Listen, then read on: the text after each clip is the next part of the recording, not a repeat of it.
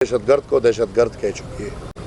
अवामी national party रोज़ अव्वल से इस जंग में हर हद तक जा चुकी है। पहले जब ये जंग शुरू था तब भी हम मार खा रहे थे, फिर जब ये जंग अफ़गानिस्तान पे गया फिर भी हम मार खा रहे थे, क्योंकि नज़रिया ये है। फिर ये जंग जब पाकिस्तान में आया फिर भी हमने मार खाई। आज भी ये नज़रिया टारगेट होगा। मैं ये समझता हूँ कि रियासत बस कर दे, ये खेल ख़त्म कर दे। खेल ही कहेंगे, जो दिख रहा है ये खेल है, ये खेल ख़त्म कर दे और पुख्तूनों के सर का सौदा भी ख़त्म कर दे। मेरे ख़्याल में अगर रियासत ऑपरेशन का फ़ैसला करती है, ऑपरेशन इतने बदनाम हो गए हैं कि एक बंदा ऑपरेशन मानने को तैयार नहीं। अगर रियासत जरगे का फ़ैसला करती है, जरगे इतने बदनाम हो गए कि एक बंदा जरगे को मानने को तैयार नहीं।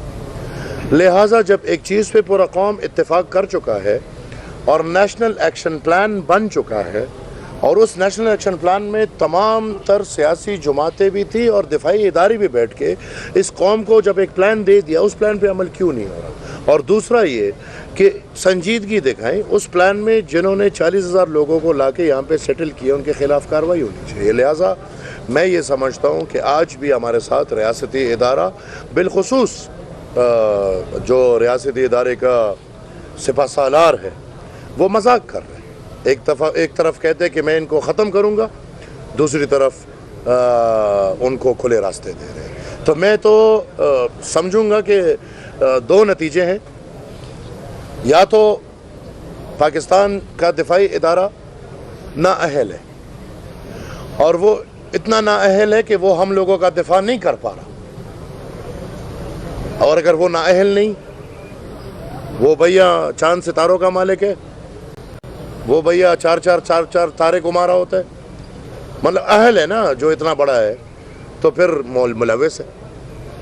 क्योंकि अगर मुलव्विस ना हो, ना अहल ना हो, तो फिर मेरे और आपकी ज़मीन पे दहशतगर्दों के घूमने का कोई और जवाज़ नहीं। कोई हल है, वो कह रहे हैं कि आप मकानी करें, लेकिन मकामी लोग जो है उनको मकानी के लिए तैयार नहीं है।